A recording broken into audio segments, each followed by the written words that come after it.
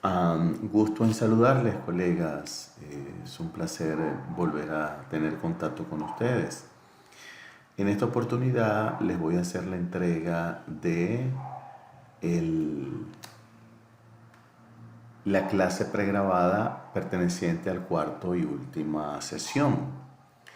¿Ok? Y en esta oportunidad, dentro de nuestro seminario de inteligencia emocional en el desarrollo de habilidades blandas, soft skills, vamos a trabajar el tema eh, la sinergia entre el pensamiento, el sentimiento y la razón, de tal manera que no podamos tener, digamos, ninguna oportunidad consciente de dejarnos arrastrar ante las oportunidades de corrupción. Palabra un poco fuerte desde el punto de vista de la ética y la moral, puesto que ya sabemos es un antivalor, es un contravalor. Entonces, vamos a empezar para revisar algunos de estos aspectos. En este contexto se habla de la palabra sensación. Eh, la palabra sensación nos viene a la mente algo así como lo que la percepción o la impresión que genera en nosotros por algo que es captado por nuestros sentidos de manera consciente. Eh, esta sensación se produce entre una sinergia, digamos, basada entre mi organismo y el entorno, que es el que estoy viviendo, ¿verdad? Además de eso, se incluye también las diferentes reacciones que nosotros experimentamos de forma corporal. Estaríamos hablando de las emociones, ¿verdad? Es algo así como una reacción fisiológica que deja huella a nivel corporal. Pero diciéndolo o manejándolo de una manera mucho más aterrizada, la sensación tiene mucho que ver con el estado emocional que estemos viviendo en un momento determinado. Es decir, lo que pasa por mi mente, producto de una experiencia con base en una situación particular que estoy viviendo. Ejemplo, la sensación que me puede causar a mí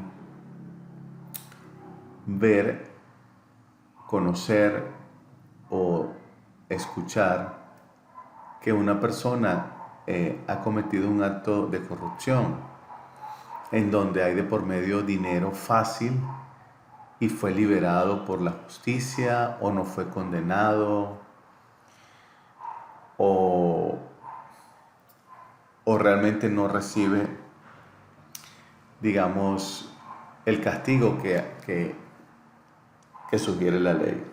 Yo puedo tener la sensación de injusticia, pero ¿qué pasa si yo estoy pasando por una situación crítica económica y tengo la oportunidad a través de la corrupción de obtener un dinero y producto de ese dinero poder solventar alguna de mis situaciones personales, familiares? Ahí es donde queremos rescatar la sinergia que tiene que haber entre el pensamiento, el sentimiento y la razón. Nosotros sabemos que robar es malo. Eso no lo tenemos que repetir. Eso lo sabemos desde hace muchísimo tiempo. Pero la pregunta que nos hacemos es ¿por qué algunas personas que tienen eso claro, por qué caen en esa situación? ¿Por qué se dejan arrastrar por una situación en donde prácticamente son utilizados o manipulados y posiblemente al final son los que cargan con las consecuencias? Podemos entonces decir, señores, que lo que yo sienta, lo que viene acompañado de una percepción de mi sentido y me da una sensación de comprensión, yo debería ser lo suficientemente fuerte, para usar esa palabra, fuerte, para no dejarme arrastrar por una situación de facilismo. Porque la corrupción, en pocas palabras, tiene un gran componente de facilismo. Es decir, obtengo las cosas fácil y rápido en perjuicio de otros, que muchas veces queda escondido, queda oculto. Y el problema va a ser que aunque yo esté consciente que el acto que cometí de corrupción es malo, muchas veces hasta lo justifico. Y eso evidentemente no hay una sinergia entre el pensamiento, el sentimiento y la razón. Entonces, es importante que nosotros, o al menos para mí lo es y se lo quiero compartir, que nos hagamos conscientes que todos en esta vida tenemos situaciones de altibajos. Vivimos en un mundo corrupto, en toda su expresión. No es que todas las personas sean corruptas, sino que el mundo como tal, el sistema económico mundial, se quiera decir de manera clara o disimulada, tiene una base de corrupción, donde el amiguismo, donde la influencia, donde las relaciones interpersonales pueden ser la diferencia entre hacer algo correcto y hacer algo basado en la corrupción. La corrupción no es solo robar dinero. La corrupción es que yo no hago mi debida fila o mi debida cola para ir a hacer tal actividad, sino que como veo allá adelante una persona y la conozco, me acerco y me pongo ahí con él o con ella. Eso es tráfico de influencia, o sea, la influencia que tengo de la amistad con esta persona, llego a la cola, me pongo a conversar y cualquiera le pregunta, mire, pero usted no estaba aquí en la fila. Y llega el otro y dice, pero yo le estaba cuidando el puesto. Esa es la famosa respuesta. Sí, él viene conmigo, él fue a un momentito y yo le estaba cuidando el puesto. Entonces, por eso digo, no son todas las personas corruptas. Es el sistema donde vivimos, el sistema que de alguna manera hemos elegido, porque aquí ya no se trata de que sea un país democrático o un sistema capitalista, comunista, socialista. No, en cualquiera de estos regímenes hay tráfico de influencia. Entonces nosotros, si realmente queremos evitar caer en eso y hacer honor a nuestros principios y valores que nos enseñaron nuestros padres, entonces hay que saber, como dice el dicho, navegar entre tantos tiburones o entre tantos cocodrilos para no caer en ese mundo y poder atravesar el río, que sería poder atravesar este sistema económico y poder subsistir sin caer en ello. Fácil o difícil lo define cada quien. Creo que la respuesta también está en función de la voluntad que tengamos cada uno de nosotros para poder y saber abordar y afrontar cualquier situación que sea caracterizada por llevarnos a una oportunidad de corrupción. Porque la otra pregunta sería, si hago el acto, si caigo en el acto de corrupción, ¿volveré a caer? ¿Me haré ya parte de este sistema o seré lo suficientemente hábil para salirme de este mundo corrupto?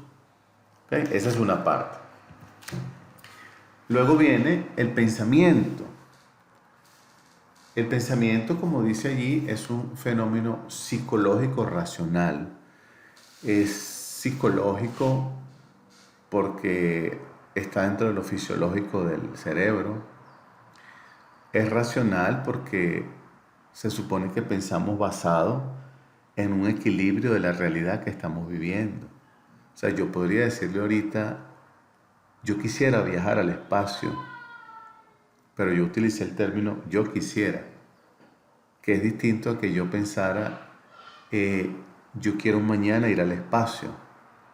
Es totalmente distinto, ¿verdad? Porque deja de ser racional, porque a menos que ocurra algo sobrenatural, inexplicable para el ser humano, yo podría ir al espacio mañana. Pero que yo diga, quiero ir al espacio mañana y mañana me estoy preparando para ir al espacio, y yo no tengo ningún vínculo, ninguna relación con la forma de ir al espacio, entonces mi pensamiento no es racional. Entonces, el pensamiento parte de lo fisiológico, psicológico, racional y de alguna manera es complejo. ¿Por qué es complejo? Porque tomo en cuenta todos los factores que en los cuales estoy inmerso, factores internos, factores externos, y eso me hace entonces pensar cosas racionales, o sea, racionales que están dentro de lo posible, dentro de las condiciones, dentro de las normativas, ¿verdad? Eso es racional. Además de eso, muchos de nuestros pensamientos, por supuesto, que vienen en función de lo que percibimos en el entorno. Fíjense que todavía no hay una definición clara ni única que sea aceptada a nivel mundial por la ciencia que defina qué son los sueños.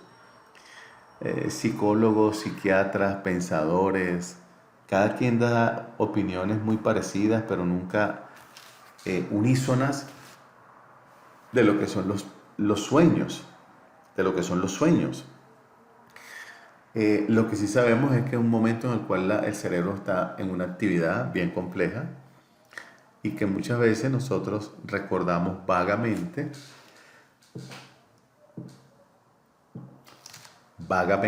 lo que soñamos. Hay personas que recuerdan con más detalle. Sin embargo, también hay personas que a eso le dan una interpretación. Entonces, el pensamiento es racional, es decir, debe ser coherente a lo que estoy viviendo, haciendo, compartiendo, sintiendo. Si lo asociamos, ¿verdad?, al tema que estamos viendo, yo podría, vuelvo, insisto en el mismo ejemplo, yo podría decir que estoy o que una persona está en precarias condiciones económicas. De hecho, nosotros el día sábado pasado hicimos 3 ejercicios en grupos sobre situaciones hipotéticas que de presentarse a uno de ustedes, ¿cómo lo manejarían?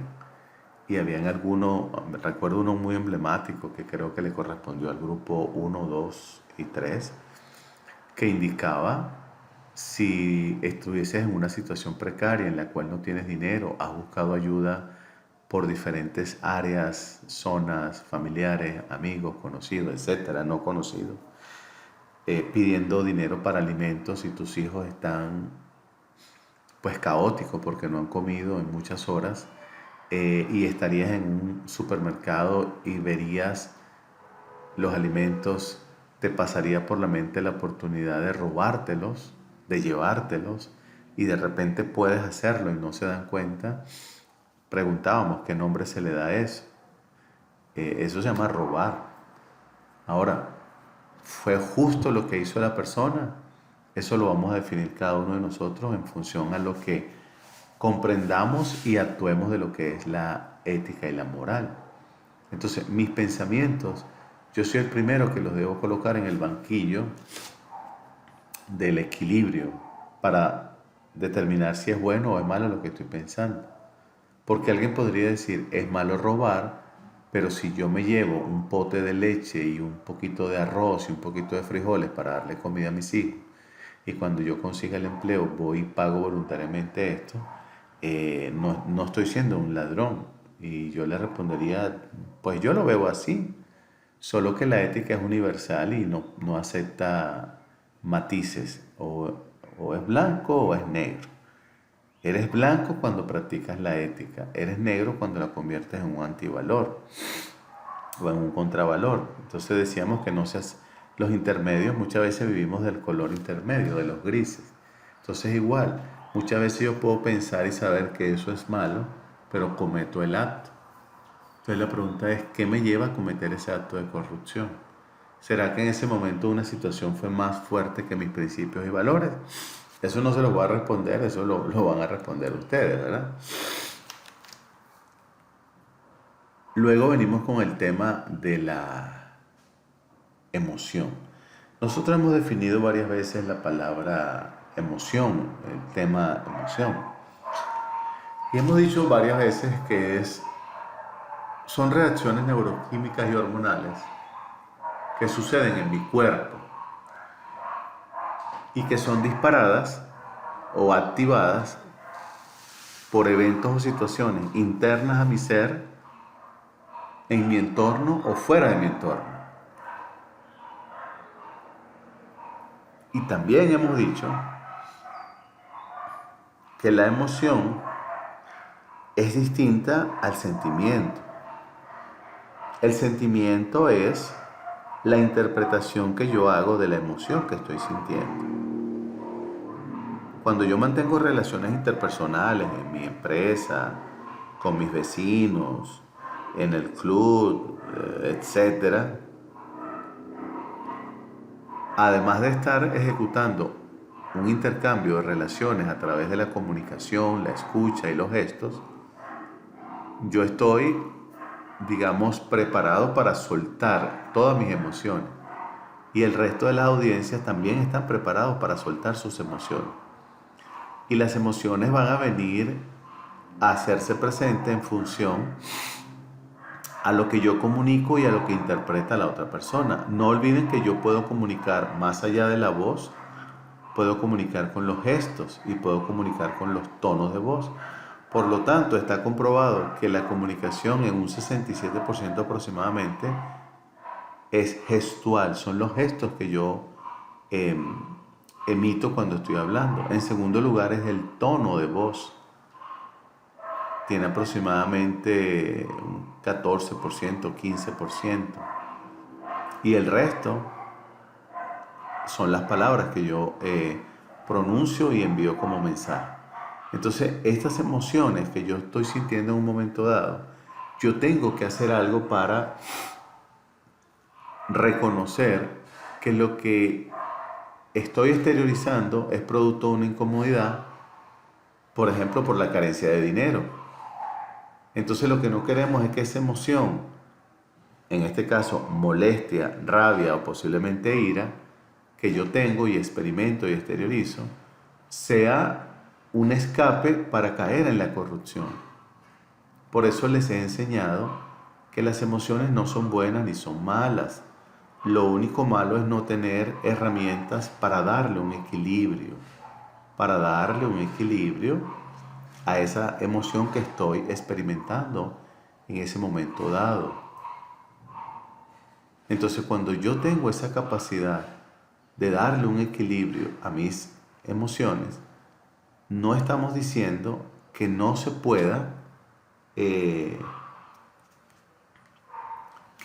estar molesto en un momento determinado o que no pueda estar triste. Claro que se puede. Lo que importa acá primordialmente es que yo tenga la capacidad de hacerme consciente de lo que estoy haciendo, de lo que estoy diciendo, de lo que estoy sintiendo y de lo que estoy pensando, para entonces llegar a la raíz de la causa de esta situación y darme cuenta indistintamente de la causa que yo tengo principios y valores y que esos principios y valores no amerita que yo los lance a la borda o yo los lance al precipicio para irme a cometer el acto de corrupción e incluso creer que lo puedo justificar. Por eso las emociones son tan importantes en nuestras vidas.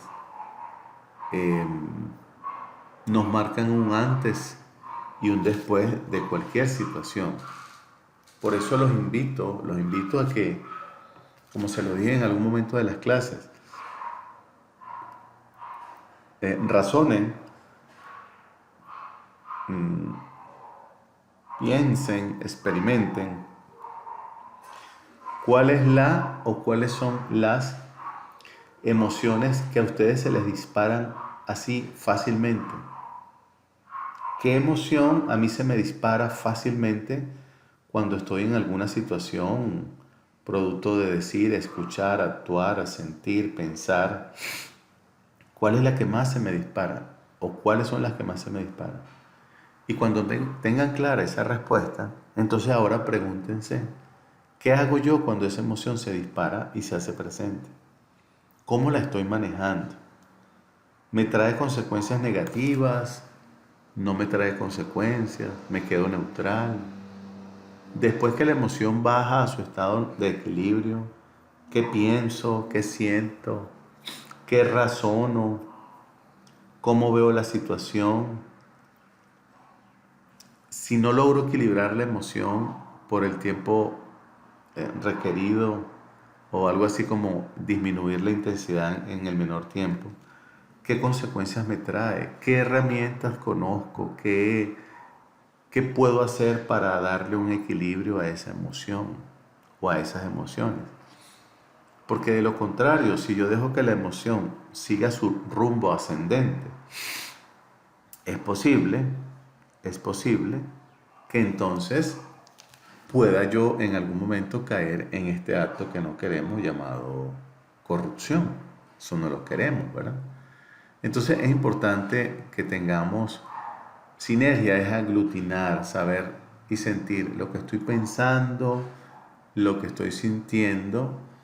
Eso me está llevando a la posibilidad de cometer un acto de corrupción.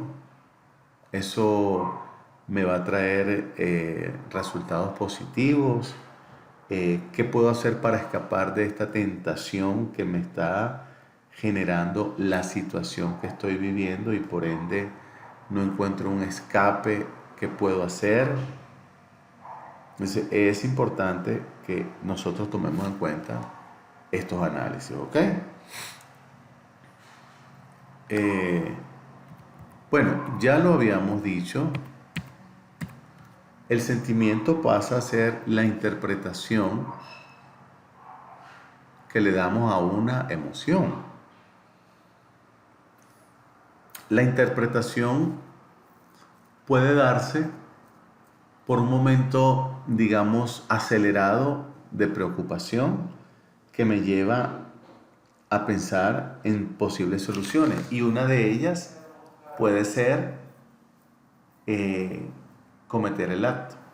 Otra puede ser que a pesar de la situación que estoy viviendo, yo no quiero caer en ese acto porque yo quiero seguir siendo una persona alegre, feliz. Me da tristeza el momento que estoy pasando, me genera mucho dolor, pero sé que de esta me puedo levantar, de esta puedo salir adelante, de esta puedo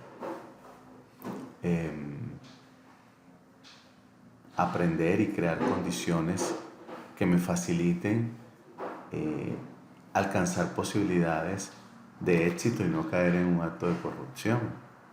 Eso es importante que lo veamos así, ¿ok? Luego viene la honradez.